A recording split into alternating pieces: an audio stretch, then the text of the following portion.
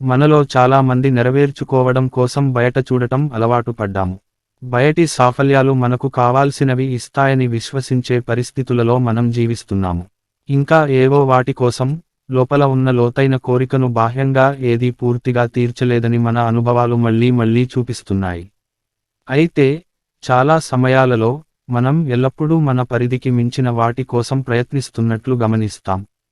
ఉండటం కంటే చేయడంలో, అవగాహన కంటే చర్యల్లోనూ మనం చిక్కుకున్నాము. ఆలోచనలు మరియు భావాలు శాశ్వత కదలికలో నాట్యం చేయడం మానేసే పూర్తి ప్రశాంతత మరియు విశ్రాంత స్థితిని చిత్రీకరించుకోవడం మనకు కష్టం. అయినప్పటికీ, అటువంటి నిశ్శబ్ద స్థితి ద్వారా మనం వేరే వాటి ద్వారా సాధ్యం కాని స్థాయిలో ఆనందాన్ని మరియు అవగాహనను పొందగలము. బైబిల్లో ఇలా చెప్పబడింది, నిశ్చలంగా ఉండి నేనే దేవుడని తెలుసుకో.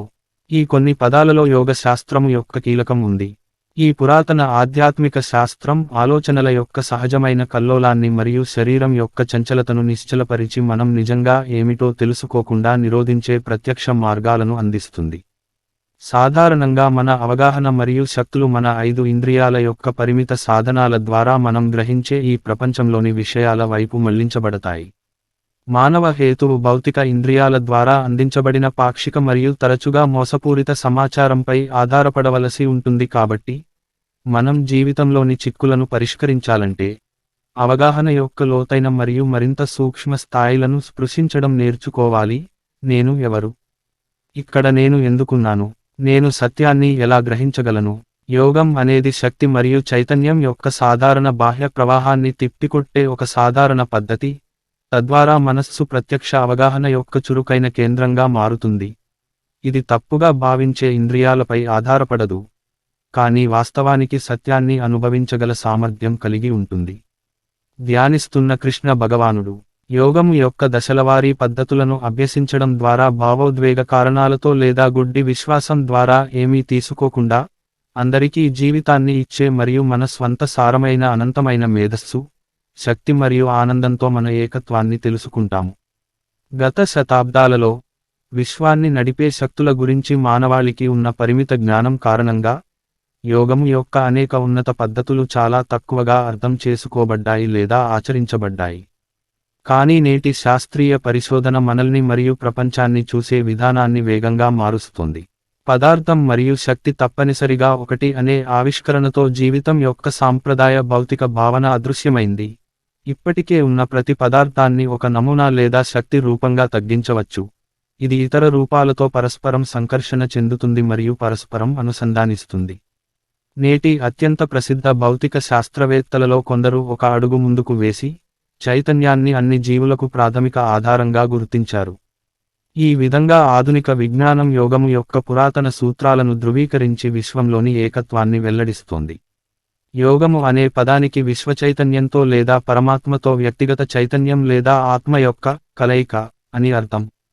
చాలా మంది ప్రజలు యోగమును శారీరక వ్యాయామాలుగా మాత్రమే భావించినప్పటికీ, ఇటీవలి దశాబ్దాలలో విస్తృతంగా ప్రజాదరణ పొందిన ఆసనాలు లేదా భంగిమలు, ఇవి వాస్తవానికి మానవ మనస్సు మరియు ఆత్మ యొక్క అనంతమైన సామర్థ్యాలను విప్పే ఈ లోతైన శాస్త్రం యొక్క అత్యంత ఉపరితల అంశం మాత్రమే. మంత్ర యోగానికి జపమాల. ఈ లక్ష్యానికి దారితీసే యోగమునకు వివిధ మార్గాలు ఉన్నాయి, ప్రతి ఒక్కటి ఒక విస్తారమైన పద్ధతుల యొక్క ఒక ప్రత్యేక శాఖ. హఠ యోగం, శారీరక భంగిమలు లేదా ఆసనాల వ్యవస్థ. దీని ఉన్నత ఉద్దేశ్యం శరీరాన్ని శుద్ధి చేయడము, దాని అంతర్గత స్థితిపై అవగాహన మరియు నియంత్రణను కలిగించడం మరియు ధ్యానానికి సరిపోయేలా చేయడం. కర్మయోగం, ఫలితాలతో అనుబంధం లేకుండా, ఒకరి విశాలమైన ఆత్మలో భాగంగా ఇతరులకు నిస్వార్థ సేవ, మరియు భగవంతుడే కర్త అనే వివేకముతో అన్ని పనులు నెరవేర్చడం. మంత్రయోగం, జపం ద్వారా చైతన్యాన్ని లోపల కేంద్రీకరించడం లేదా పరమాత్మ యొక్క నిర్దిష్ట అంశాన్ని సూచించే కొన్ని సార్వత్రిక మూల పద శబ్దాల పునశ్చరణ. భక్తి యోగం, సర్వస్య శరణాగతి భక్తి ద్వారా ప్రతి జీవిలో మరియు ప్రతిదానిలో దైవత్వాన్ని చూడడానికి మరియు ప్రేమించడానికి ప్రయత్నిస్తుండడం, తద్వారా ఎడతెగని ఆరాధనను కొనసాగించడం. జ్ఞానయోగం, జ్ఞానం యొక్క మార్గం, ఆధ్యాత్మిక విముక్తి సాధించడానికి వివేకవంతమైన జ్ఞానాన్ని ఎలా వినియోగించాలో ఉద్ఘాటిస్తుంది. రాజయోగం, యోగములన్నిటిలో రాజు వంటిది లేదా ఉన్నతమైనది. భగవద్గీతలో భగవాన్ కృష్ణుడిచే అమరత్వం పొందబడింది మరియు క్రీ. 2వ శతాబ్దంలో భారతీయ ఋషి పతంజలిచే అధికారికంగా క్రమబద్ధీకరించబడినది. ఇది అన్ని ఇతర మార్గాల సారాన్ని మిళితం చేస్తుంది. పరమహంస యోగానందగారి భగవద్గీత వ్యాఖ్యానం. రాజయోగ వ్యవస్థ యొక్క అంతరంగంలో ఈ వివిధ విధానాలను సమతుల్యం మరియు ఏకీకృతం చేస్తూ, ధ్యానం యొక్క ఖచ్చితమైన, శాస్త్రీయ పద్ధతుల అభ్యాసము ద్వారా ఒకరి ప్రయత్నాల ప్రారంభం నుండి అంతిమ లక్ష్యాన్ని స్వల్పకాలం గ్రహించడానికి వీలు కల్పిస్తుంది, తరగని ఆనంద స్వరూపమైన పరమాత్మతో చైతన్య కలయిక. యోగము యొక్క లక్ష్యానికి వేగవంతమైన మరియు అత్యంత ప్రభావవంతమైన విధానం ఏదైనా శక్తి మరియు చైతన్యంతో నేరుగా వ్యవహరించే ధ్యాన పద్ధతులను ఉపయోగిస్తుంది. పరమహంస యోగానందగారు బోధించిన రాజయోగ ధ్యానం యొక్క ప్రత్యేక రూపమైన క్రియాయోగము పైన చెప్పిన ప్రత్యక్ష పద్ధతులను వినియోగిస్తుంది.